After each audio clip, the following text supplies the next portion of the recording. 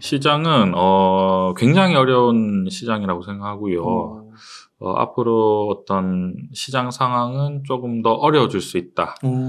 그렇지만 어려운 상황 속에서도 우리가 기회를 발견할 수 있는 방법은 있습니다. 근데 이제 과거의 양상과 투자의 어떤 시장을 보는 관점이 조금 달라져야 되지 않나. 약간 그런 관점은 있습니다.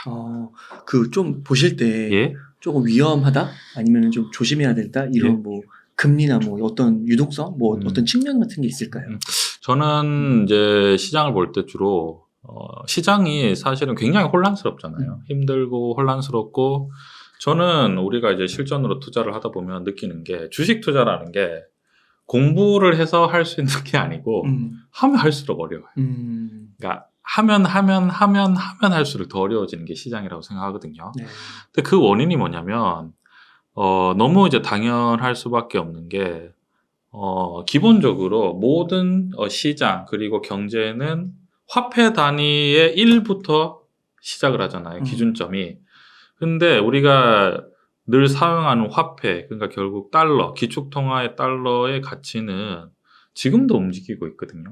지금도 언제든지 늘어났다가 줄어들고 이렇게 되다 보니까 전체 경기 시장도 늘어나고 줄어들 수밖에 없다라고 생각을 하고 앞으로 아까 이제 앞서 제가 말씀드렸는데 시장이 굉장히 어렵다라고 말씀을 드렸던 이유는 그 전과 제가 보니까 시장의 어떤 그 메커니즘, 그러니까 작동하는 원리가 조금 더 바뀐 것 같습니다. 그 이유는 이제 우리 생각을 해보면 과거에는 우리가 이제 달러가 기축통화가 될 수 있는 뭐 여러 가지 이유가 있겠지만 일단은 미국이 어쨌든 강력한 힘도 있죠. 강력한 힘도 있는데 그거를 담보로 해서 달러가 석유랑 연결이 돼 있었어요. 그러니까 우리나라가 외환보유고가 중요한 이유는 뭐냐면은 달러가 없으면 석유를 못 사지 않습니까? 석유를 못 사면 에너지를 수입할 수 없다는 거잖아요. 그건 큰일 나는 거잖아요. 그러면은 이제 과거에는 석유와 달러가 결합이 돼 있었죠. 그러니까 미국 같은 경우에는 오펙을 통해서 이제 석유를 장악했죠. 그런데 이제 그러한 것들이 이제 바뀐 것 같아요. 과거에는 그래서 보면은 근데 석유라는 거는 미국만 가지고 있는 게 아니라 중국도 가지고 있고 러시아도 가지고 있고 유럽도 있지 않습니까? 그렇죠. 중동도 있고. 그러니까 과거에는 서로 어느 정도 눈치를 보면서 경쟁을 했었거든요. 근데 지금은 석유와 달러의 어떤 그러한 결속력이 어느 정도 점점 완화가 되고 저는 어떻게 생각하냐면 IT 기술이 굉장히 발달하면서 미국이 어떤 경쟁 우위에 좀 있는 상황인 것 같고요.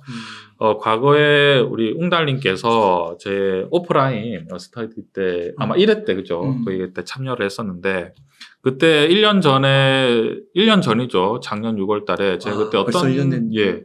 어떤 얘기를 말씀드렸냐면 스타링크에 대해서 굉장히 얘기를 많이 했거든요. 스타링크가 여러분들 다들 아시겠지만 지구 전체를 와이파이 존으로 만들어 버리는 거예요. 그러니까 인공위성을 뭐 2만 개에서 4만 개 정도를 쏴서 와이파이 존으로 이제 만들고 있는 그런 계획을 하고 있는데 와이파이 존으로 만든다는 거는 지구가 와이파이 존으로 된다는 거는 사실 우리나라는 좀 이해가 안 될 수도 있어요. 우리나라는 통신이 너무 빠르잖아요. 근데 세계 이제 지도를 딱 펼쳐놓고 여기서 우리나라 수준으로 인터넷이 되는 곳이 어디가 있느냐라고 하면은 정말 특정 소수 지역밖에 없습니다. 예를 들면은 뭐 일본, 그다음에 대한민국, 뭐 대만, 중국 같은 경우에도 해안가 있지 않습니까? 그러니까 이 사막 쪽은 인터넷이 잘 안 되겠죠. 해안가. 그리고 러시아 엄청 넓잖아요. 그리고 몽골도 있고. 그다음 보면 인도라든지 뭐 중동, 뭐 아프리카, 뭐 그런 식으로 거의 뭐 남미 쪽. 그건 다 인터넷이 제대로 잘 터지지 않잖아요. 근데 그런 모든 것들이 동등하게 인터넷이 터질 수 있다는 거잖아요. 그럼 인터넷이 터질 수 있다는 거는 결국은 IT 기술이 더 발달할 수 있는 어떤 베이스, 기초가 되어지는 거고, 그러면 반도체가 부족할 수가 없다. 더 많이 필요하지. 왜냐하면 아직도 정보통신이 될 수 있는 곳이 너무 많다라고 이제 생각이 되고, 그러면 이제 스타링크가 이제 돌아가기 시작하면은 저는 어떻게 생각하냐면 미국이 가장 큰 그 어떤 목적이, 그러니까 결국 하고 싶은 게 뭐냐면 전 세계 사람들에게 애플 단말기를 손에 다 쥐어쥐고 싶을 것 같아요. 왜냐면은 애플 단말기를 가지고 있는 순간 우리는 결제를 할 때 달러로 할 수밖에 없잖아요. 달러를 하게 되면 달러의 수요가 떨어질 수가 없잖아요. 그럼 과거에 어떤 석유와 달러를 가지고 이게 석유를 가지고 있을 때는 플러스 마이너스가 굉장히 중요하거든요. 음. 왜냐하면은 중국도 석유를 가지고 있고 러시아도 가지고 있고 유럽도 가지고 있고 미국도 가지고 있고 남미도 많지 않습니까? 석유는 뭐 베네수엘라가 석유가 엄청 많다고 그러잖아요. 그죠? 지금 좀 힘들지만 무슨 말씀드리냐면 과거에는 석유가 있을 땐 플러스 마이너스가 중요했어요. 미국이 마음대로 돈을 찍으면은 미국이 저렇게 부채가 너무 높으니까 달러만 가지고 있으면 안 되고 금도 가지고 있어야 되고 엔화도 가지고 있어야 되고 위안화도 가지고 있어야 되고 유로도 이렇게 분산을 시킬 거잖아요. 네. 그거는 이제 석유의 어떤 관점인 거죠. 석유와 화폐가 결합이 돼 있을 텐데 지금은 IT 산업이 발달하는 거는 스타링크 있지 않습니까? 스타링크 같은 경우에는 얼마나 강력하냐면 저희도 열심히 노력을 하고 있죠. 이번에 또 인공위성 우리가 발사체를 쏘아 올렸잖아요. 4번째로. 우리가 보통 영공, 영해, 영토가 있는데 지구 밖은 이게 소유권을 주장할 수가 없잖아요. 그러니까 우리 저 우주에 떠 있는 인공위성이 마음에 안 든다라고 해서 우리가 올라가서 격추를 시킬 수가 없습니다. 그죠? 할 수 있는 방법이 없잖아요. 그죠? 그러니까 지금 그러니까 지금 미국이 만드는 그런 스타링크 같은 경우에는 뭐 중국과 러시아나 뭐 유럽을 훨씬 더 뛰어넘는 기술의 어떤 속도잖아요. 그렇기 때문에 지금의 어떤 달러에 대한 기대심이 다른 국가보다 상대적으로 더 세고 그리고 그럼 달러 수요가 떨어지지 않잖아요. 그러니까 계속 스타링크가 되고 애플이 계속해서 단말기를 내고 있고 그러면은 미국 입장에서는 보세요. 플러스 마이너스는 하나도 중요하지 않는 거. 사람들에게 뭘 다 지어주고 싶냐면 애플 휴대폰을 지어주고 싶은 거예요. 그렇기 때문에 애플의 시가총액이 4,000조가 될 수 있는 거죠. 그러니까 플러스 마이너스 생각하지 않는 거예요. 어떤 거냐면 지금 미국은 이제 스타링크를 기본으로 해서 전 세계 와이파이를 만들고 애플, MS, 구글, 아마존, 테슬라, 그리고 엔비디아, 그리고 메타 플랫폼들을 전면적으로 앞세워서 어떤 미국 기업에 대한 수요를 끊임없이 일으켜 세우고 달러의 가치를 떨어뜨리지 않게 지금 만드는 그런 관점이라고 보는데 저는 이게 이제 왜 힘들다라고 표현을 드리고 싶냐면 양극화가 엄청나게 진행될 수밖에 없는 게 과거에는 석유가 기본이 될 때는 금리를 빡 올리잖아요. 기축통화가. 그럼 당연히 석유에 대한 수요량이 어떻게 되는 거죠? 줄어드네요. 전 세계적으로 다 줄어드는 거예요. 다 힘들거든요. 금리가 올라가면은 다 돈이 없잖아요. 총 통화가 줄어드니까 전부 다 같이 경기가 잡혔는데 지금은 금리를 올려도 아까 말씀드린 IT 기업에 대한 그 발전 속도를 느리게 하고 싶지 않은 거예요. 느리게 싶지 않고 어차피 지금 이미 스타링크를 통해서 경쟁 우위를 차지했고 힘들다 하면서 돈을 계속 찍어서 어떻게 하는 거죠? IT의 어떤 산업 어떻게 하는 거죠? 계속 발전을 시키잖아요. 그러니까 엄청나게 차별화가 되는 거예요. 금리가 높으면은 기존의 전통적인 산업 있지 않습니까? 뭐 석유화학이라든지 유통부터 시작해서 뭐 수많은 제조업들은 다 힘든 거예요. 총통화가 줄었기 때문에. 그런데 미국의 IT 기술은 계속 올라가요. 그리고 미국 입장에서는 이것은 단순히 어떤 비즈니스의 측면이 아니라 화폐 권력이 된다는 거죠. 그러니까 미국 입장에서는 어떻게 하냐면 구글 평균 연봉 3.5 이렇게 하잖아요. 그러니까 전 세계 인재들이요 오라 미국으로 오라. 우리가 몇 배로 돈을 더 주겠다. 그리고 하고 싶은 거를 다 지원해 주겠다. 왜냐면 기축통화이기 때문에 돈이 엄청나게 많잖아요. 그러니까 그러한 우위를 계속 차지할 거기 때문에 제가 요즘에 사실은 우리가 생각할 때 CPI 지수가 거의 3%까지 떨어졌잖아요. 그럼 우리가 생각할 때는 이제 금리를 좀 내려야 되지 않나라고 생각을 하지만 미국의 어떤 상황을 보면은 애플은 뭐 신고점 때리고 올라가고 엔비디아는 뭐 하늘까지 올라가고 MS도 지금 신고점을 때려버리고 그리고 그리고 그다음에 테슬라나 뭐 메타 플랫폼도 막 올라오기 시작했잖아요. 그러니까 미국이 금리를 내릴 수가 없는 거예요. 이 상황에서 금리를 내려버리면은 투기 수요가 더 증가하잖아요. 이미 미국의 어떤 밈 주식이 엄청나게 또 왔다 갔다 한다 그러더라고요. 그러니까 시장이 지금은 이제 과거에는 석유와 달러가 결합되어 있는 그러한 관점에서 지금은 결국은 달러와 IT 기술이 새롭게 등장하는 시점이고요. 근데 이거에 대한 왜 이제 시장이 엄청나게 힘들고 뭐 한마디로 난장판이 될 거라 생각하거든요. 왜냐하면은 이러한 시대는 기존의 경제학자들이 겪어보지 못한 세상이거든요. 어떻게 해야 될지 제가 봤을 때는 아무도 몰라요. 시장이 저는 어떻게든 말씀드리면 관전하는 재미가 있습니다. 어떻게 과연 이 난제를 풀어갈까? 이 엄청난 통화량이 풀리고 있는 상황에서 IT 기업은 상승을 하는데 금리가 높으니까 그러면 IT 산업이 아닌 기존 산업은 다 힘들어지잖아요. 이걸 어떻게 조합을 시켜서 이제 계속 끌고 갈지. 그러니까 이게 옛날에는 그 달러가 금이랑 원래 페어링 됐었다가 예. 그거 풀리면서 달러 가치를 지키기 위한 한 수가 이제 그 그렇죠. 석유 구입할 때 달러로만 해야 된다. 그래서 달러의 가치를 지켰는데 예. 지금은 어떻게 보면 이제 그 달러가 말씀하신 그 최첨단 IT, 빅테크라고 불리는 그 기업들과의 어떻게 보면은 이제 페어링이 돼가지고 예. 돌아간다는 예. 거잖아요. 경쟁자가 없네요. 이거는. 그러니까 석유는 러시아도 있고 중국도 있고 막 있을 텐데. 맞습니다. 와, 이렇게 해서 달러를 또 가치를 지킬 수가 있는 거군요. 그리고 실제로 경쟁자가 없다라고 말씀해 주시는 게 정확한 게 지금 애플의 시가총액이 어. 단일 기업이 4,000조입니다. 그러니까요. 근데도 아무도 고평가라고 얘기하잖아요. 우리나라 뭐 예산보다 뭐 2년치인가요? 뭐 그거보다 높다고 막 그러던데. 그렇죠. 그거에 네. 아니라 이제 우리나라도 사실 삼성전자의 시가총액이 지금 400조에서 500조 정도 되는데 삼성전자 시가총액이 절대 작지 않거든요. 근데 우리보다 10배잖아요. 삼성전자 굉장히 글로벌 기업인데도 불구하고. 야.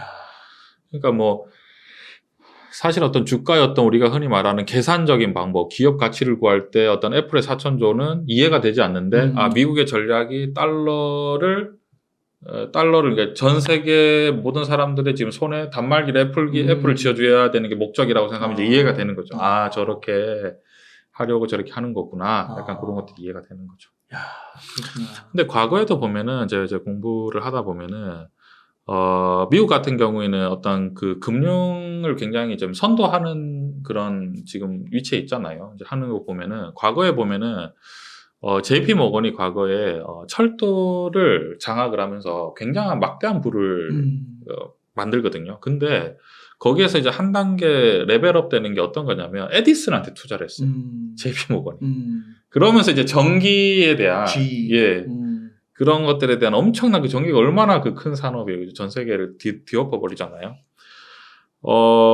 그런 건데 저는 이제 스타링크도 딱 보면은 에디슨 같은 지금 앨런 머스크 회장께서 사실 그 에디슨의 역할을 하고 계시죠. 약간 그런 그러니까 한마디로 더 레벨업이 되는 약간 그런 관점을 보고 있습니다. 그러면은 그 양극화 얘기하시잖아요. 기업 간 양극화. 그게 한동안은 계속 지속될 거라고 보세요. 지금 상황으로서는 미국은 과연 금리를 그러니까 내릴 의지가 있을까라고 생각하면 금리를 사실은 내리는 거 쉽죠. 근데 올리는 게 엄청 어렵거든요. 저항을 엄청나게 받잖아요. 그럼 미국이 금리를 저렇게 딱 거의 기준금리를 5.5% 정도 수준으로 유지하면서 지금 IT 기업을 발전시키지 않습니까? 근데 그럼 다른 경쟁국들은 힘들어 죽는 거예요. 중국 힘들고 그렇죠. 유럽 힘들고 뭐 러시아는 뭐 이미 전쟁 중이고 그러니까 이거는 완전히 경쟁자를 너무 이렇게 억누르면서 자기는 유유하게 이렇게 올라가는 뭐 이번에 완전 잡아주겠다. 예, 그렇죠. 약간 어떻게 할 수가 없는 거죠. 약간 그런 관점인 것 같습니다. 야, 그러면은 뭐 테슬라 같은 기업들 보면 어제 뭐 한 10% 떨어지고 엔비디아도 그렇게 막 올라가다 한 3, 4% 조정받고 막 이러잖아요. 그러니까 이런 기업들은 뭔가 더 이렇게 주가가 흔들리고 많이 빠지고 이럴 때마다 계속 좀 사모아가는 관점 괜찮다고 보세요? 저는 그런 관점으로 계속해서 1년 전부터 계속해서 맞아요. 삼성전자나 SK하이닉스나 그리고 뭐 현대 왜냐하면 이제 딱 업종이 세 개죠. 반도체, 전기차, 2차 전지에 대해서 주력 왜냐하면 이런 것들은 결국 이제 와이파이가 전부 다 지구로 와이파이 전으로 만들면은 전기차 같은 경우에는 사실은 삼성전자나 LG가 봤을 때는 큰 가전제품에 불과하거든요. 굴러다니는 가전제품인 거잖아요. 가전제품 같은 경우에는 내연기관에 비해서 훨씬 더 스마트해질 수 있는 어떤 왜냐면 이제 반도체가 자유자재로 들어갈 수 있으니까 전기로 충전을 하는 거잖아요.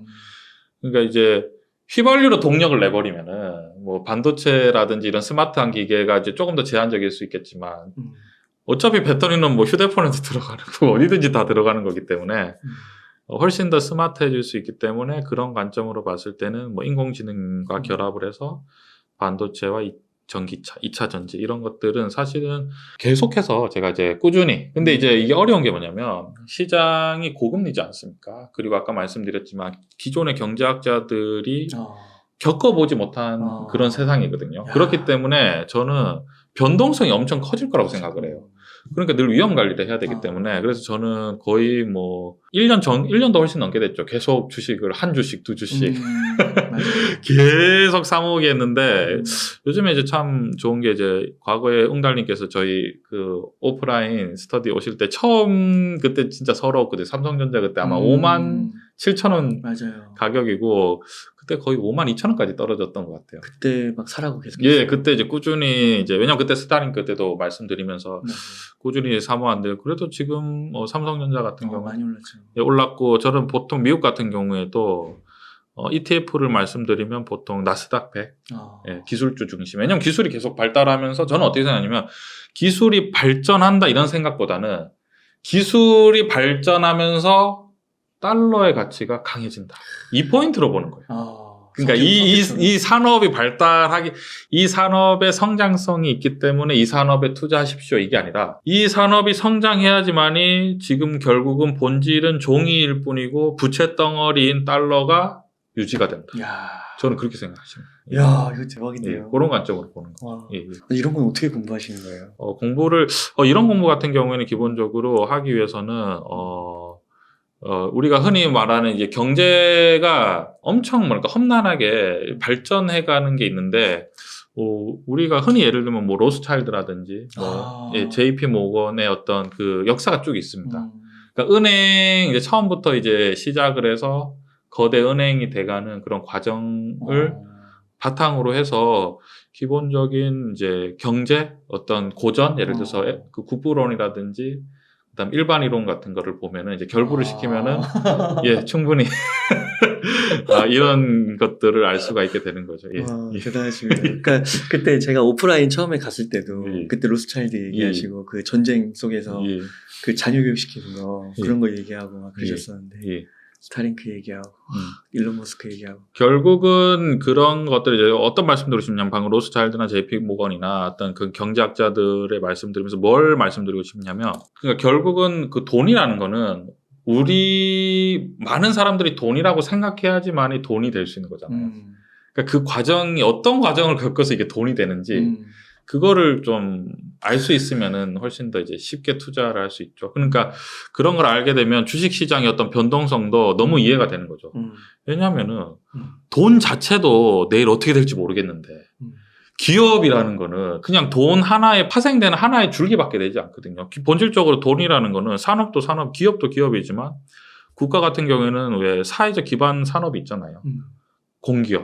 그러니까 플러스 마이너스가 필요 없는 공기업도 있고 그리고 그 국가의 어떤 신용으로 인한 국채들도 있지 않습니까? 그래서 결국은 주식이라는 거 하나에 파생되는 어떤 그 산업의 전체적인 흐름이고 그런 것들을 봤을 때 항상 이제 주식 시장의 변동성이 너무 커 보이는데 그거를 어떻게 화폐를 생각을 해보면 아니 그래 뭐 내일 돈이 어떻게 될지도 모르겠는데 기업이 뭐 하루아침에 망하는 게 뭐가 이상한가 내가 지금 모아놓은 내가 열심히 일해서 모아둔 그리고 철석같이 돈이라고 믿었던 나의 소중한 자금도 내일 아침에 하루아침에 휴지가 될 수 있는 거잖아요. 실제로 우리나라도 이번에 한번 간담이 선언했죠. 그 새마을금고 한번 다들 줄 서서 돈을 찾으려고 했었고 그런 것들을 생각하면은 어떤 주식시장의 변동성도 우리가 좀 이해가 되고 그리고 주식시장이 또 어느 방향으로 가야 되는지 그러니까 자본주의라는 거는 결국 핵심적인 건 뭐냐면은 자본주의라는 건 자본이 필요하잖아요. 근데 그 자본을 만들기 어렵거든요. 그러니까 돈을 만들어야 되잖아요. 자본을 만들려면은 그 기축통화인 달러에 찍힌 1달러가 돈이 돼야 되는 거잖아요. 그럼 이 자본 시장의 이 자본은 어디로 가야지만이 진짜 돈이 되지? 라고 생각하면 좀 관점이 쉬워지죠. 그 달러의 가치를 예전에 이제 석유가 좀 만들어줬던 거고 지금은 이제 그런 빅테크의 IT 기술 이런 것들이 맞춰주는 거고. 예. 그래서 지금 같은 경우에 미국이 눈치를 안 보죠. 마음대로 약간 금리도 마음대로 올렸다가 돈도 찍어내고 싶으면 마음대로 찍어내고 약간 그런 관점. 왜냐하면 어차피 스타링크는 경쟁자가 없잖아요. 그러니까 화폐라는 것 자체도 이제 담보물이 있어야 되는 거니까. 예. 그죠. 그럼요. 그런 면에서 담보가 없으면 안 되죠. 예. 근데 거기서 이제 가치를 찾는 건데 그게 이제 미국은 자신 있는 거죠. 이제 왜냐하면은 전 세계 사람들이 달러를 쓰게 되는 게 달러가 필요한 게 전 세계 사람들이 애플 휴대폰을 손에 쥐고 있으면은 우리가 제가 요즘에도 보면은, 저도 은행 안 간지 되게 오래된 것 같은데, 요즘에 뭐든지 이제 휴대폰으로 다 결제할 수 있고 하잖아요. 그러니까 그게 단말기 자체가 하나의 그 금융 그 자체가 되는 거기 때문에, 그러면 달러의 수요가 떨어질 수가 없다라고 생각해요. 그러니까 미국 입장에서는 애플의 경쟁자는 가만히 두지 않는 거죠. 그러니까 경쟁자를 가만히 둘 수 없지. 그러니까 그게 약간 물리적으로 하면은 국제적인 문제가 되잖아요. 그러니까 애플을 시가총액 4천조로 만들어 버리는 거죠. 돈이 너무 많게 만들어 놓으면은 뭐 장사가 없는 거죠. 와, 정말 색다른 뷰. 와, 뭔가 생각의 발상의 전환을 시켜버리는. 감사합니다. 미국에 소프트한 경기 침체가 올 것이다. 아니면 강한 경기 침체가 올 것이다. 뭐 이런 것도 좀 고민을 하시나요? 그럼요. 그건 항상 고민하는 게, 왜냐면은 미국이 이 양극화가 되면은, 양극화 지금 금리가 높잖아요. 네. 금리가 높은 이유는 뭐냐면 미국이 돈을 계속해서 IT 산업 지원해 주는 거예요. 지금 말로는 긴축을 하겠다고 하는데 긴축을 하지 않고 계속 지원을 해주는 거죠. 지원을 하면서 이제 산업을 키우고 있잖아요. 그런데 이 상황에서는 당연히 버블이 계속 생길 수 있잖아요. 버블이 생기는 건 또 버블을 눌러줘야 되거든요. 왜냐면은 뭐 금리가 높은 상황에서 너무 힘들게 하면은, 아까 보시면 양극화가 됐는데 한쪽이 무너지면은 정치적으로 엄청난 타격이 있지 않습니까? 네. 당연히 그 올라가는 게 이제 쭉, 제가 긍정적인 말씀을 드렸지만, 그렇다고 해서 그러면은 IT 산업이 엄청 발달하겠네, 확 투자해야지라고 생각을 하시면 안 되는 게, 저는 이제 또 화폐 본질을 우리가 보면은 언제든지 지수는 반토막이 날 수 있습니다. 언제든지. 왜냐하면은 이것도 또 재밌는 발상인데요. 제가 만약에 화폐를 관리하는 입장이에요. 화폐를 관리하는 입장입니다. 예, 연준의 입장이에요. 그러면은 웅달님이 돈이 많으면 좋을까요? 돈이 없으면 좋을까요? 언제 제가 힘이 파워가 엄청나게 세죠? 돈이 없을 때. 그렇죠. 돈이 없으면은 저만 봐도 너무 좋고, 저의 항상 눈치를 보고 잘하려고 할 거잖아요. 그렇죠. 근데 저는 돈을 관리하는 사람이에요. 웅달님 돈이 엄청 많아요.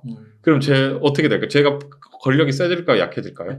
약해지겠죠. 그냥 무슨 말씀드리냐면, 연준의 궁극적인 목표는 대중이 돈이 있는 걸 바라지 않아요. 그냥 다 힘들면 힘들수록 화폐의 파워는 강력해지고 연준도 강력해지는 거죠. 무슨 말씀드리냐면, 어떤 이 산업은 결국 발전하겠죠. 근데 이거는 산업인 거고, 이거는 실물 경제인 거고, 화폐 경제는 언제든지 반토막을 낼 준비가 돼 있는 거죠. 그렇게 해야지만이 결국 화폐 값어치도 강해지고 장기적인 경제 성장이 가능해지는. 왜냐하면은 장기적인 경제 성장은 기본적으로 뭐냐, 많은 사람들이 열심히 일해야 되는 거거든요. 많은 사람들은 언제 열심히 일할까요? 힘들 때 일하는. 그렇죠. 힘들 때 엄청나게 열심히 일을 하죠. 예, 그런 관점으로. 그래서 이제 무슨 말씀드리고 싶냐면, 여기서 또 포인트가 뭐냐면, 미국은 그러니까 과거의 석유와 달러를 결합하는 거를 서서히 이제 그러니까 IT 기술과 접목을 시키겠지만, 이 과정에서 언제든지 사람들을 돈을 뺏을 준비를 하고 있다. 그게 언제냐면 항상 느끼지만 방심할 때 끝장을 내는 거죠. 우리나라 같은 경우에도 최근에 보면은 뭐 방심을 해서 지금 많이 힘든 상황이잖아요. 우리나라 같은 경우는 지금 뭐 가계부채가 굉장히 높고, 뭐 그런 관점을 봤을 때 투자라는 게, 그래서 굉장히 뭐랄까 위험 관리 잘하면서 투자를 해야 되는 거죠. 그러면은 그 빅테크도 기업의 양극화가 있긴 하지만 언제든지 반토막이 날 수 있는 거예요. 그럼요. 과거에도 실제로 그랬죠. 과거에 미국이 금리를 올리자마자 나스닥 지수가 14,000원에서 거의 뭐 10,000포인트까지 떨어지잖아요. 거의 고점에서 한 마이너스 40%가 떨어지잖아요. 다시 올리죠? 또 다시 언제든지 떨어질 수 있다고 생각합니다. 근데 그때 이제 투자를 할 때 어떻게 해야 되냐면, 그 관점에서 무슨 말씀 드리고 싶냐면, 중소형주를 투자하면 버틸 수가 없어요. 흔들리잖아요. 근데 큰 주식 가지고 있는 사람은, 애플이나 MS 이렇게 들고 있는 사람들은 그냥 떨어져도 뭐 어쩔 수 없지. 약간, 그러니까 우리나라로 쳤을 때는 주식이 크게 움직일 때 이제 삼성전자나 현대차, 기아차나 뭐 포스코 이 정도 되는, 왜 이러냐면, 이 회사들은 거기에서 매출도 엄청 많을 뿐더러 일하는 사람들이 엄청 많잖아요. 그러니까 이 회사가 힘들어지면 우리나라의 원화 가치에 타격을 받는 거잖아요. 그러면 타격을 받으면 안 되니까 뭔가 국가적인 조치를 한다는 건가요? 타격을 받으면은, 예를 들면 이거죠. 그럼 난 투자를 하지 않고, 나는 주식 더 무섭다. 난 투자를 하지 않고 매달 100만 원씩 꾸준히 적금을 하겠다. 이렇게 제가 돈을 아껴 쓰잖아요. 저희가 돈을 아껴 쓰잖아요. 근데 만약에 포스코나 뭐 삼성전자나 현대차가 너무 힘들어져요. 그러면은 내가 열심히 모았던 화폐 가치가 보존이 되는 게 아니라 어차피 화폐 가치도 뭐 환율이 폭등하든지 아니면 정부에서 돈을 엄청나게 찍어서 어떻게든지 이거를 살려야 되잖아요. 그럼 이게 인플레이션이 되거든요. 네. 그러니까 소용이 없는 거죠. 저는 약간 그런 관점입니다. 그러니까 화폐의 어떤 본질적인 걸 보면은 화폐라는 거는 기본적으로 어떤 끊임없이 그 생산성 현금 흐름이 계속 돌아야지만이 값어치가 있는 거지 머물러 있으면 화폐 가치는 순식간에 떨어지거든요. 그런 거 아니에요. 우리가 갖고 있는 그냥 정부가 보증하는 하나의 그냥 종이일 뿐인 거잖아요. 그런 관점. 중앙 그 화폐를 관리하고 통제하는 그곳에서 예. 거기에서 관리를 제대로 못 해버리면 내가 소중한 모은 이 돈이 어차피 관리가 안 되는 거기 때문에 소용이 없는 거죠. 그래서 화폐라는 게 사실 굉장히 관념적이거든요. 개념이. 그래서 좀 어렵습니다. 사실 그래서 여러분 웅달 채널과 함께 해주시면 화폐에 대해서 알 수가 있습니다. 그러니까 결국은 이제 그런 것들 때문에 이게 국가에서 아니면 그 화폐를 갖고 있는 그런 세력들이 연준 그런 기구들이 그런 거를 이제 잘 조절을 하고 언제든지 문제가 생기면 반토막 낼 준비를 하고 있죠. 과열되지 않게 하고 그렇게 했기 때문에 조심해야 된다. 그럼요. 항상 위험 관리가 중요하죠. 그러면서도 그 변동성이 지나면 또 다시 상승을 하는 사이클이 나타나기 때문에 그렇죠. 그런 큰 변동에서 그 견디지 못할 사람들은 대형주 쪽으로 위주로 가고. 근데 사실은 그 변동성을 작은 주식은 사실은 막 엄청 힘들면 버틸 수가 없죠. 왜냐면은 작은 주식 같은 경우 오를 때 더 많이 오르는데 떨어질 때 더 많이 떨어지거든요. 그러면은 이번에는 국내 시장으로 와서 한번 여쭤보고 싶은 게 2차 전지거든요. 예?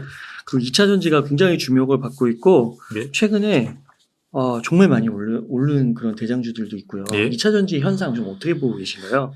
근데 저는 사실은 체감을 할 때 2차 전지가 많이 상승했다는 걸 잘 못 느껴요.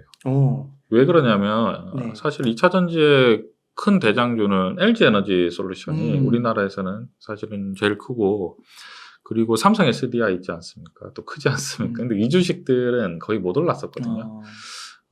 최근 같은 경우에는 그래서 이제 일단은 대장주가 이제 고점을 뚫고 올라가기보다는 지금 이 상황에서는 2차 전지가 저는 올라가는 게 어떤 느낌이냐면 이제 금리가 굉장히 높지 않습니까? 금리가 이제 높은 상황인데 그러면 사실 어떤 산업에 대한 기대시 별로 없거든요. 예를 들어서 지금 엄청 힘든 게 아까 말씀드렸지만 뭐 유통, 석유화, 그리고 전반적인 소비 산업이 전부 다 침체할 수밖에 없고 고금리 상황이기 때문에. 그럼 아까 이제 말씀드린 이제 반도체와 고금리에서 성장할 수 있는 게 아까 스타링크를 기반으로 한 반도체, 전기차, 2차 전지가 있잖아요. 네. 근데 여기서 또 재밌는 게 삼성전자와 현대차가 최근에 좀 반등을 많이 못했습니다. 저는 이게 반등을 많이 못했다라고 표현하는 건 뭐냐면 저는 이제 시장 관점으로 늘 지켜보는데 절대적으로 이제 못했다는 게 아니라 대만하고 일본 같은 경우에는 많이 올랐거든요. 대만 이제 지수가 올라가는 걸 보면 우리나라로 지금 거의 한 3천 정도까지 올랐어요. 그러니까 고점 대비 한 마이너스 10%밖에 안 돼 있거든요. 근데 우리나라 이제 많이 못 올랐는데 왜 못 오를까? 저는 이제 늘 자부심이 있거든요. 우리나라의 어떤 비즈니스 구조가 굉장히 대만 같은 경우에는 진짜 그야말로 파원들이 몰빵이잖아요. 근데 우리나라는 반도체도 반도체고 전기차도 잘 만들고 현대차, 기아차 있지 않습니까? 그리고 2차 전지, LG 에너지 솔루션과 삼성 SDI도 있고 그다음에 저희는 또 그 바이오 산업이 굉장히 또 잘 되고 있잖아요. 근데 왜 이렇게 못 오를까 생각을 했는데 아까 또 말씀드린 그 미국 같은 경우에 이제 달러 기축 통화를 유지해야 되기 때문에 전 세계 그 통화량을 모니터링을 하고 있거든요, 늘. 근데 우리나라가 확실히 월등하게 가계부채가 굉장히 높다. 그러니까 지금 대만하고 일본에 비해서 거의 2배 수준이더라고요. 우리나라가 GDP 대비해서 지금 가계부채가 2위인데 1위가 어디냐면 1위가 호주예요. 네. 근데 호주는 사실은 가계부채가 아무리 많아도 상관이 없거든요. 호주는 담보가 너무 많잖아요. 가계부채가 많으면 포크레인을 들고 와서 땅을 파면 되지 않습니까? 내가 다 가져갈 거야. 원자재가 너무 많으니까 내가 봤을 때는 부채를 아무도 신경 안 쓸 거야. 국가 부채나 가계 부채를 신경 안 써요. 왜냐면 국가가 도산을 할 수가 없어요. 그 나라는. 왜냐면은 담보가 너무 많잖아요. 호주가 얼마나 커요, 그죠?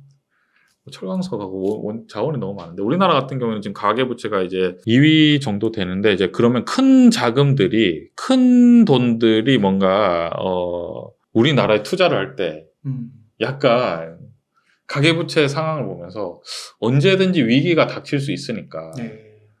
좀 큰 돈이 들어오는 게 좀 꺼려지는 게 아닌가. 실제로 보면은 그 전에 우리 새마을금고 이슈도 잠깐 있었고 오늘 보니까 뉴스에 지금 증권사 PF 대출에 연체율이 올라간다고 뭐 뉴스가 엄청 많이 나오고 있더라고요. 네. 아까 말씀드렸지만 지금 뭐 부동산이라는 게 내수지 않습니까? 뭐 외국인들이 막 와서 막 부동산을 막 사고 이렇게 막 부동산 수출하고 이런 게 아니잖아요. 내수르기 때문에 우리가 사는 공간이기 때문에 이 가격이 올라간다는 거는 결국은 빚으로 이렇게 올리는 거죠. 네. 빚으로 이제 저금리 때 올리다가 지금 금리가 이렇게 빡 올라가 버리니까 현금 흐름이 안 나오잖아요. 그러니까 이제 그런 걸 이제 다들 알고 있는 거죠. 다들 알고 있고. 그래서 약간 좀 힘든 상황이 아닌가라고 생각을 하고 또 2차 전지를 말씀해 주셨는데 그러면 이 상황에서 우리나라 증시 중에서 이제 좀 그나마 성장성 있는 업종이 뭘까라고 했을 때는 반도체하고 전기차는 좀 무거운 거예요. 왜냐하면 이 친구들이 올라가면 지수가 올라가잖아요. 삼성전자하고 현대차, 기아차가 밀고 올라가 버리면 그러니까 이제 지수까지는 끌어올릴 수는 없고 LG에너지 솔루션도 못 올라가잖아요. 그러니까 이제 그 전에 이제 좀 이제 우리가 뭐 요즘 최근에 많이 올라간 종목들을 보면은 뭐 포스코 퓨처엠부터 해서 코스모 신소재, 코스모화 그리고 코스닥 쪽에서는 에코프로 비엔가, 에코프로 이런 것들이 이제 많이 상승을 했죠. 이게 왜냐면은 지금 이제 차별에 대한 시장이니까 좀 근데 증시에서는 항상 저는 어떻게 생각하냐면은 이게 하나의 시장이잖아요. 그러니까 항상 이벤트가 필요하죠. 이벤트가 뭐냐면 뭐 포도 축제도 해야 되고 벚꽃 축제도 해야 되고 또 뭐 소고기 축제도 해야 되지 않습니까? 과거를 우리가 생각해 보면은 2차 전지에 지금 어떤 열정만큼 엄청난 주식들이 뭐였냐면은 사실상 네이버, 카카오 엄청났잖아요. 한때는 엄청났었고. 뭐 그 전에는 이제 코로나 때는 뭐 신풍제약 같은 뭐 그런 또 주식들이 엄청나게 뭐 지금의 만큼 올라갔었고. 그래서 2차 전지 같은 경우에도 지금 성장성은 있으나 지금 이제 어떻게 봤을 때는 굉장히 인기 종목, 그러니까 사람들이 관심이 많고 좀 힘들잖아요. 그리고 그러니까 힘들기 때문에 뭔가 이렇게 좀 너무 더 집중되는 거 아닌가. 약간 그런 느낌은 있습니다. 예. 그래서 약간 테마에 대한 그런 것들도 좀 많다라고 생각을 하고 있습니다. 예. 성장성은 물론 있죠. 예. 저 같은 경우에는 2차 전지는 늘 이제 긍정적으로 말씀드리고 있습니다. 근데 이제 2차 전지 같은 경우에는 아무래도 배당을 주지 않고 그리고 또 성장성을 이미 얘기를 많이 하잖아요. 그래서 늘 말씀드릴 때 위험 관리를 하면 좋다. 너무 많이 사는 것보다는 뭐 한 10%, 포트폴리오에서 한 10%를 사면은 뭐 나쁘지 않다. 늘 말씀드리고 있죠. 지금은 단기적으로 좀 많이 오른 측면이, 그러니까 고평가 논란이 좀 있잖아요. 그렇죠. 그런 게 어느 정도는 그럼 설득력은 있는 건가요? 고평가에 그렇죠. 그러니까 그 시장에서는 사실은 우리가 늘 시장을 겪지만 고평가냐 저평가냐라는 거는 사실은 어려울 수 있어요. 왜냐하면 주식이라는 건 또 인기가 있으면 더 올라갈 수도 있잖아요. 근데 이제 어떤 걸 알 수 있냐면 싸지는 않다. 이게 고평가냐 저평가냐. 그러니까 주식이 그러니까 왜냐하면 여기에서 더 올라갈 수도 있어요. 지금 코스모학이라든가 그러니까 지금 보면은 포스코 퓨처엠이나 그 다음에 코스모학이나 뭐 코스모신 요즘에 올라가는 주식이 있지 않습니까? 에코프로미엄이나 올라가는 주식이 있지 않습니까? 더 올라갈 수도 있어요. 더 올라갈 수도 있고, 그러니까 왜냐면 비싸다라고 하면 더 올라갈 수가 없다는 거잖아요. 근데 이제 어떻게 표현하면 딱 좋냐면 싸지는 않다. 이렇게 표현하면은 적절하죠, 사실은. 예. 항상 그런 관점이 있습니다. 2차 전지는 아무리 좋아 보여도 한 10% 정도? 저 같은 경우에는 과거에 사실 5% 정도의 저는 보통은 왜냐면 이제 저는 업종 자체를 전기차와 2차 전지를 합쳐서 20% 정도로 생각하고 있었거든요. 늘. 보통은 이제 투자를 할 때, 심플합니다. 과거에 어떻게 했냐면, 반도체가 40%, 그리고 2차 전지와 그 다음에 전기차가 20%, 나머지 20%는 뭐냐면 이제 미국 기술주. 이런 식으로 보통 포트폴리오를 구성을 하는데, 그리고 나머지 20%는 남잖아요. 그거는 그냥 아무거나. 그때 기분 좋은 걸로. 이제 뭐든지 또 현금, 어떻게 보면 현금 같은 거죠. 그런 느낌인데, 과거에 이제 5% 됐던 그 물량들이 이제 지금 좀 많이 올랐죠. 근데 이제 물량이 올랐는데도, 지금 약간 정리를 해야 되냐라고 하면은, 정리하기에는 또 아까운 측면이 있어요. 왜냐하면 지금 워낙 인기가 많으니까 시장이 뭐 예측이 되지가 않잖아요. 그렇기 때문에 뭐 이럴 때는 좀 적절하게 뭐 분할 매도, 그러니까 조금씩 파는 건 뭐 수익 많이 났다 이렇게 하면 조금씩 파는 것도 또 좋은 방법이지 않을까라고 생각합니다.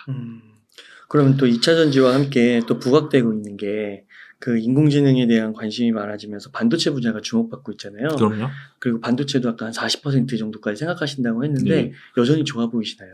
반도체는 아까 전에 말씀드린 그 스타링크 때문에 계속해서 수요가 늘 수밖에 없고, 실제로 미국의 어떤 기술주 같은 경우에는 애플, 그 다음에 MS가 1, 2이고, 그 다음에 구글, 아마존, 엔비디아, 테슬라 이렇게 쭉 돼 있잖아요. 이러한 산업들 기본적으로 반도체가 굉장히 많이 필요하다라고 생각을 하기 때문에 저는 어떻게 생각하냐면, 이제 반도체 산업에 대해서 약간 다 알죠. 어떤 게 아냐면 경쟁이 엄청나게 치열하고 미국이 굉장한 기술력이 있고 이런 것들 다 알고 있는데, 저는 어떤 거를 약간 이제 알고 좀 믿는 구석이 있냐면, 비메모리 같은 경우에는 진짜 고성능 반도체잖아요. 그러니까 설계가 엄청나게 중요하고, 그러니까 결국은 그거는 굉장히 능동적인 이제 반도체잖아요. 근데 이제 메모리 같은 경우에는 어떻게 생각하냐면, 저는 우리가 이제 전문가적인 입장이 아니면, 웅달님 보세요. 엄청 고성능 그 기계가 있어요. 근데 메모리가 작아요. 근데 성능 그냥 중간 정도예요. 근데 메모리가 엄청 많아요. 어느 걸 선택하시겠습니까? 저는 사실은, 그러니까 막 전문가가 아니면은 메모리가 많으면 좀 되게 더 편하지 않나요? 지우지도 않아도 되고. 어떤 말씀 드리시냐면, 발전할 때 그러한 IT 산업의 발전을 결국 이제 D램이라든지 이런 것들은 당연히 세트로 필요할 수밖에 없고, 그럼 저는 이제 어떤 걸 믿냐면, D램 같은 경우에는 사실은 과거에 미국 같은 경우에는 우리나라나 일본하고 대만한테 외주를 줬었죠. 외주를 준 이유가 뭐냐면, 우리나라의 결국 D램 같은 경우에 저는 가격 경쟁력이라고 생각하거든요. 우리나라에 외주를 주는 이유가 뭐냐면, 우리나라가 더 싸게 만들어요. 싸게 만드는 이유가 뭐냐면, 제가 요즘에 보면 친구들 보면은 삼성이나 LG 쪽 친구들 다니는 친구들 보면은 눈물이 앞을 가립니다. 뭐 일주일에 2번 정도를 12시에 들어가더라고요. 막 새벽 2시에도 들어가고 밤늦게까지 일을 하는 거죠. 근데 이제 제가 말씀드리고 싶은 이유는 뭐냐면, 그 인력들이 만약에 미국에 있으면은 당연히 인건비가 어떻게 되겠습니까? 올라가. 일을 더 많이 시키니까.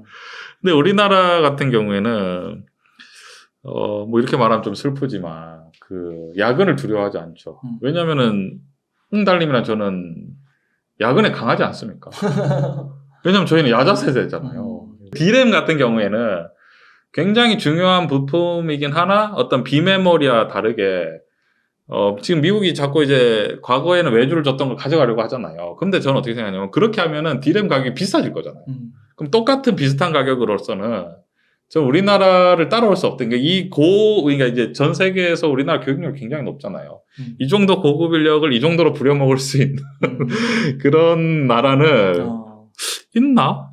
약간 이런 느낌? 그러니까 경쟁할 수 있는 나라가 있으려나? 약간 이런 느낌입니다. 약간 그래서 저는 그런 것 때문에 결국은 우리 정도의 어떤 교육을 받고 이 정도의 단가를 낼 수 있는가? 그런 것들로 봤을 때 경쟁력이 있다. 약간 그런 관점이라서 반도체 D램은 우리가 이길 수 있다. 가격으로. 약간 그런, 그러니까 기술력이 아니라 똑같은 가격, 이런 것들을. 참, 이 발상이 진짜 되게 독특하신 것 같아요. 그러니까 뭔가 그 설계, 그리고 기획 단계에서는 진짜 그 약간 국가적인 패권도 필요한 거고, 그 서플라이 체인에서 상위를 차지하려고 하는 거니까. 근데 우리나라의 그런 국제적인 포지션에서 이 제조, 그리고 램, 이런 게 되게 잘 맞는 거잖아요. 그렇죠. 그리고 우리나라에서도 공부 잘하는 인력들이 엄청 많죠. 다 해외로 갈 수 없으니까. 그렇죠. 국내에 있는데, 거기서 딱 그 제조업의 그 대량 생산을 할 수 있는 그 산업이 딱 반도체 메모리 쪽에 맞는 거고. 그렇죠. 그러니까 고급 인력들. 1등이 될 수 있는 거고. 그리고 거기에서 또 하나 또 파생을 하면은, 저는 2차 전지도 굉장히 자신이 있는 게 뭐냐면, 2차 전지도 결국 소재거든요. 그렇군요. 소재는 저희가 엄청납니다. 왜냐하면 우리나라 철 엄청 잘 만들잖아요. 석유화학 진짜 잘 만들거든요. 그리고 우리나라 그 정유 기술도 엄청나죠. 석유를 수입해 와서 다시 되팔잖아요. 그러면은 2차 전지도 결국 소재에 불과하잖아요. 그러니까 뭐냐면 포스코나 이런 것들이 강력한 이유가, 일단 우리 또 포스텍이 있지 않습니까? 거기에 또 박사님들이 얼마나 연구를 하시겠어요. 이거 어떻게 해서 만들어내야지. 그때 그 인력들의 인력들이 뽑아내는 그 엄청난 우리 단련된 야간 자율학습. 그게 원동력. 아니, 미국에서 이렇게 할 수 있나? 12시까지 그러니까 공부시킬 수 있나요? 저는 너무 예. 공감이 되는 게, 그러니까 예. 그 일 자체가 그런 거잖아요. 그렇죠. 부가가치가 아무래도 엄청 성실하게. 해야 꾸준히, 되는 건 예. 해야 되는 일이고, 그러니까 그런 거는 미국 애들이 하기 싫어하는 거지. 자기 싫어하는 미국 거. 엘리트들이. 밤 12시까지 공부 죽어도 못해. 근데 우리는 하잖아요. 그리고 선생님 해야죠. 약간 이러면서. 지금도 우리나라 이 수많은 학생들이 대치동에서 눈물을 흘려가면서 밤 12시까지 일을 하고 있잖아요. 야, 근데 되게 그렇게 보시려면 이게 되게 글로벌적으로 봐야 되는데 어떻게 그렇게 생각을 할 수 있죠? 그 수많은 난관을 저희는 어떻게 생각하냐면 창의력은 모르겠는데 만들어 놓은 거 분해해서 따라가는 거는 할 수 있다. 그것도 미국이 하는 단가의 3분의 2는 맞출 수 있다. 약간 저는 그렇게 생각하거든요. 그러니까요. 또 좋은 게 개발되겠죠, 미국에. 근데 그 가져오면 또 이거 분해를 할 수 있잖아요. 그러니까 창의력 부분은 떨어지겠지만 창의력 부분은 떨어지겠지만 가지고 와서 이거 어떻게 만들지 하면서 밤새 막 연구하겠죠. 그럼 비슷하게 이제 만들어서 하는 건 할 수 있다. 그리고 미국 입장에서도 처음에는 좀 이거를 이렇게 베끼면은, 그죠? 어떻게 보면 지적 재산권이 그 많은 것들이 좀 문제가 될 수 있지만 우리가 단가를 싸게 내놓는다면 좀 못 이기는 척하면서 그래, 이렇게 왜 우리한테 또 그 뭐죠? 라이센스 받고 약간 저는 그렇게 생각하거든요. 그럴 수 있네요. 예. 맞네요. 단가를 훨씬 확 떨어뜨려. 그러니까 어차피 그게 뭔가 전자제품 하나를 만들더라도 그 안에 당연히 메모리를 써야 되는데, 그렇죠. 자신들이 하기가 싫으면 누군가 해주면 좋은데 싫기도 싫고 미국에서 만들면 이 단가가 나을 수가 없죠. 예, 왜냐하면 인건비가 저희보다 한 3배쯤 될 거예요. 예, 똑같은 교육받은 저희처럼 이렇게 엄청 어렸을 때부터 엄청나게 이제 국영수에 시달리면서 이 정도로 이제 교육받은 인력들이 많지 않죠, 사실.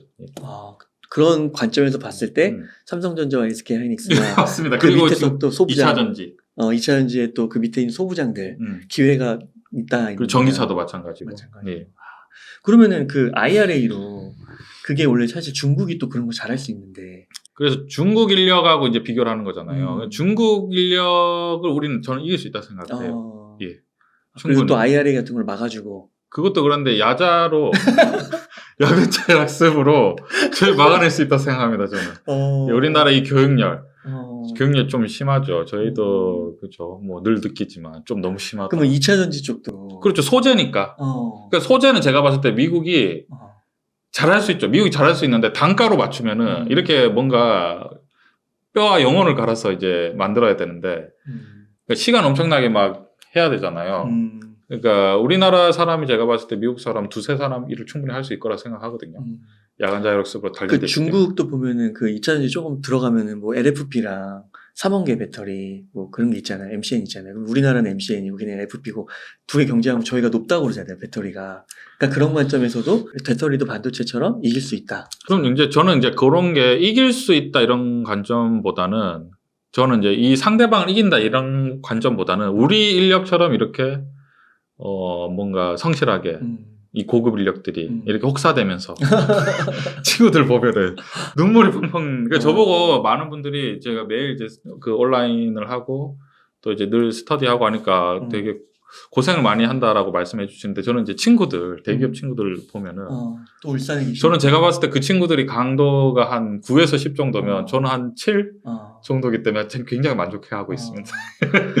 근데 이게 진짜 그 되게 야자로 이렇게 재미있게 얘기하셨지만 네. 저는 그 한마디에 그 약간 그 글로벌 서플라이 체인이 머릿속에 그려지면서 이해하게 되네요. 우리나라의 포지션이. 그렇다고 우리가 막 빅테크가 되거나 막 설계를 하거나 막 이렇게 할 수는 없잖아요. 사실 단시간 내에. 설계를 하지는 못하지만 설계한 거를 따라서 만드는 거는 순식간에 만들죠. 왜냐면 밤을 새서 며칠을 막 해서 이거 어떻게 만들었지 하면서 이제 공학 박사들이 다 붙어서 이제 하면은 금방 또 할 수 있는 거죠. 그래서 그 반도체와 2차 전지는 유망해 보인다. 예, 저는 전혀 나쁘지 않다 생각합니다. 그래서 잘할 수 있다 생각을 해요. 그러니까 이제 어떤 것들이 이제 그러니까 최근 같은 경우는 MS 있지 않습니까? 챗 GPT. 마이크로소프트. 그러니까 엄청 강력하잖아요. 그러니까 그게 이제 그런 거는 저희가 조금 좀 이런 것들은 사실 네이버나 카카오가 해줘야 되는데 그거는 그야말로 엄청난 창의성, 엄청난 인력들이 있어야 되는 거고, 그죠? 약간 그런. 테슬라의 FSD, 풀셀프 드라이빙 같은 것도 엄청난 인력이 있어야 되는 거잖아요. 그렇죠. 그런 거는 이제 저희가 할 수 없겠지만 저는 어떻게 생각하냐면 더 오래 가고 좀 튼튼하고 이렇게 만드는 건 저희가 더 잘할 수 있다. 약간 그런. 그러니까 그 테슬라가 그 FSD 그거를 라이센스 방식으로 팔 수도 있다고 그러더라고요. 그럼요. 충분히. 그럼 현대기아차는 그런 거를 이제 만들지는 못하더라도 도입하고 그래서 차체 강화나 이런 쪽으로. 그렇죠. 삼성 지금 갤럭시 우리 휴대폰 같은 경우에도 애플 같은 경우는 애플 자체적으로 앱이 있잖아요. 앱스토어로 그렇죠. 모든 걸 통하잖아요. 근데 우리나라 같은 경우에는 그렇죠. 갤럭시와 지금 구글이 협약하게 돼 있지 않습니까? 그러니까 플레이스토어. 그런 관점으로 가는 거죠. 예, 그렇죠. 저희도 그 삼성전자가 원래 뭐 만들려고 하다가 그게 잘 안 됐던 거예요. 그게 이제 어렵죠. 그거는 이제 우리가 사실 그렇게 하려면은 밤 12시까지 잡아두면 안 되고 세계 여행을 보내야죠. 인도도 보내고 이제 미국도 어렸을 때부터 너희들은 큰 거를 보고 세상을 배워라 이렇게 해야 돼. 그렇게 하면은 우리나라 이제 인력들을 다 내보내야 돼. 나 여기서 이제 세상이 얼마나 넓은지 보고 북극도 가고 남극도 가고 사막에 가서 하늘을 별도 보고 어떤 유럽의 모든 이런 것들을 다 보고 이렇게 구경을 하고 미국 같은 경우에는 늘 이제 나라가 기본적으로 크잖아요. 늘 비행기 타고 다니고 그리고 또 어떤 좀 그런 것도 되게 좀 중요시 여기잖아요. 그런 이제 교육 여건이 다른데 근데 저희는 또 저희 잘하는 게 있으니까 맞아요. 저희는 야자로 다니는 게 있기 때문에 두렵지 않습니다. 그러니까 그 할 수 있으면 해봐라. 성실성으로. 밤 12시까지 공부할 수 있으면 해봐라. 약간 이런 거죠. 네. 저희는 뭐 다 군말 없이 했으니까.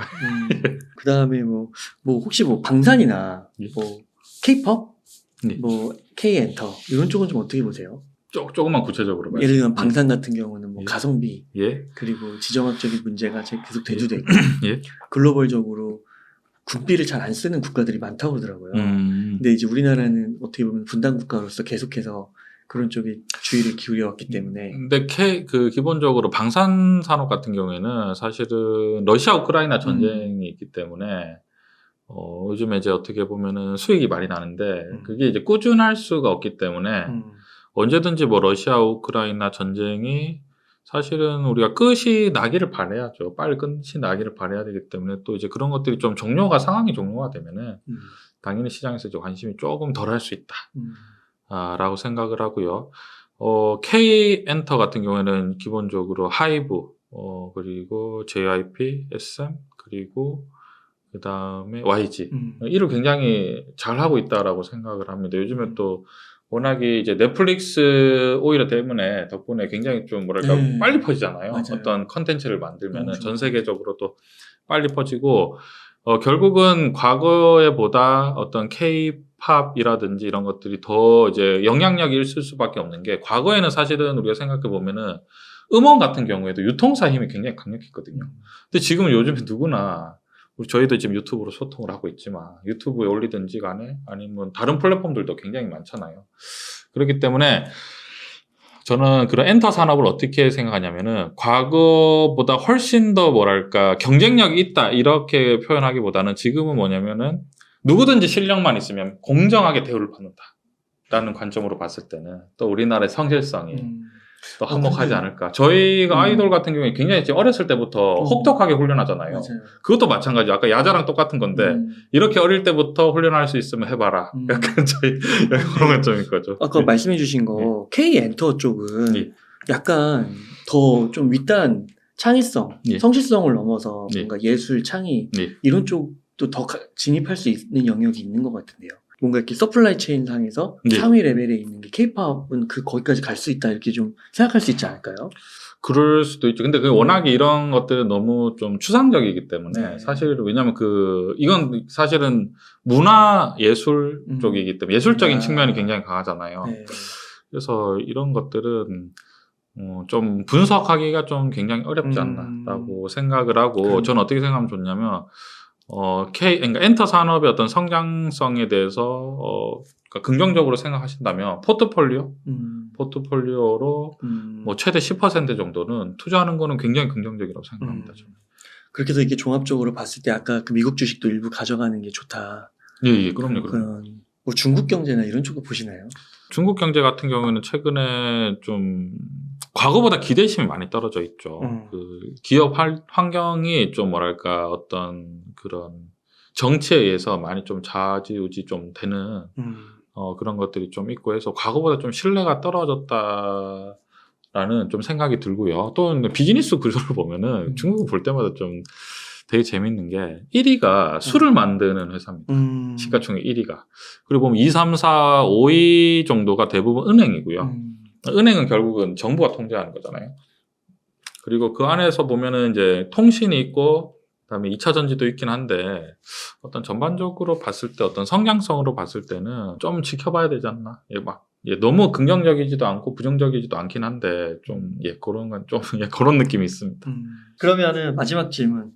예? 지금 한 1억 정도 여유 자금이 있다면 어떻게 투자 전략을 세우시겠나요? 저는 1억이 만약에 투자 자금이 있으면 지금 너무 좋다라고 생각을 하고 근데 이제 늘 말씀드렸지만 1억을 한꺼번에 투자하시면은 이 시장에서는 무조건 이길 수 없습니다. 왜냐하면 지금 너무 혼란스러워요. 아까 말씀드렸지만 지금의 혼란스러움은 아무도 예측할 수가 없을 거예요. 왜냐하면 과거와 그 화폐가 연동되는 것들이 달라지거든요. 제가 봤을 때는 지금 어떤 그 미래학자도 미래에 대해서 정확하게 예측할 수가 없는 상황이고 사실은 지금만 해도 주식이 어느 시장이 반등하지 않았습니까? 결국은 그 전에 비관론자들이 엄청났었잖아요. 맞아요. 비관론자 엄청났잖아요. 어느 순간 52주 최고가예요. 그렇기 때문에 계속해서 앞으로도 근데 지금 보면 아까 말씀드린 가계부채도 굉장히 많고 또 미국 같은 경우에는 금리가 높은데 정말 특이하게도 버블이 있습니다. 그런 상황이기 때문에 1억이 있다면 아까 말씀드렸지만 결국은 내가 1억이라는 돈이 있는 거잖아요. 그럼 이 돈을 주식 투자한다고 생각하면 안 돼요. 그렇게 하면 무조건 안 됩니다. 그럼 1억이라는 돈을 내가 만약 은행에 가만히 놔둬요. 1억에 나의 소중한 1억 지키고야 말 거야 이러면서 1억을 가만히 놔둡니다. 그런데 돈을 관리하는 연준은 자꾸 돈을 찍어요. 그럼 내 돈이 원래 1억이었는데 이거 9,500만 원 아니야? 또 지나고 나면 9천만 원 아니야? 또 어느 순간 보면 7천만 원 될 수도 있잖아요. 그러니까 이 1억이 은행을 놔둔다고 해가지고 지켜지는 게 아니거든요. 그럼 어떻게 되냐면 결국은 주식 투자를 한다고 생각하지 말고 내 소중한 1억을 이 돈이 결국은 어떻게 해야지만이 돈이 더 강해지지? 그런 관점으로 시장을 보면서 그러한 산업에 있는 주식들을 천천히 사모아가는 거죠. 그러니까 이게 만약에 제가 1억이 있잖아요. 1억이 가치가 한꺼번에 확 떨어지진 않겠죠. 근데 제가 여기서 만약에 조금씩 주식을 사요. 1년 동안 주식을 삽니다. 예를 들어서 1년 동안 천천히 사서 한 3분의 1 정도 샀어요. 3천만 원치 샀어요. 그럼 7천만 원의 값어치는 떨어져도 이 주식의 가치가 올라가면은 상세가 되는 거잖아요. 근데 만약에 그럼 그게 아니라 주식도 떨어지면 어떡하냐라고 했을 때 그러면은 예를 들면은 지금 빅테크 주식이 크게 하락을 한다고 하면은 우리나라 결국 삼성전자나 현대차나 포스코나 다 떨어질 거잖아요. 그때도 결국 이 돈이 환율이 폭등한다든지 아니면은 아까 말씀드렸지만 포스코나 현대차나 삼성전자 같은 주식이 떨어지면 정부도 어떻게 썼는지 막아야 되는 거잖아요. 돈을 풀어야 되는 거잖아요. 이 돈도 어차피 떨어지는 거거든요. 약간 그런 관점으로 나의 소중한 1억을 주식 투자한다 이게 아니라 내 소중한 1억을 어떻게 도대체 지켜내야 되나 라는 관점으로 생각을 하시면은 투자가 조금 더 노련해지지 않을까라고 생각합니다. 그래서 오늘 말씀해 주신 좋은 섹터나 기업을 찾아서 그렇죠. 거기에 분할로 그렇죠. 천천히. 예. 왜냐하면 한꺼번에 사면 그 변동성을 이길 수가 없거든요. 예. 그러면은 이주영 대표님 마지막으로 시청자님들께 하고 싶으신 말씀, 강조하고 싶으신 말씀 있다면 부탁드리겠습니다. 네, 앞으로 좀 시장이 훨씬 더 변동성이 크고 어려울 수 있지만 웅달 채널과 함께하면 잘 헤쳐나갈 수 있지 않을까. 예, 잘 헤쳐나가지 않을까라고 생각을 합니다. 이렇게 해서 슈퍼게이밍 이주영의 이주영 대표님을 모시고 이야기를 나눠봤습니다. 긴 시간 동안 유익한 인사이트 많이 나눠주셔서 감사의 말씀드립니다. 네. 고생 많으셨습니다. 네, 감사합니다.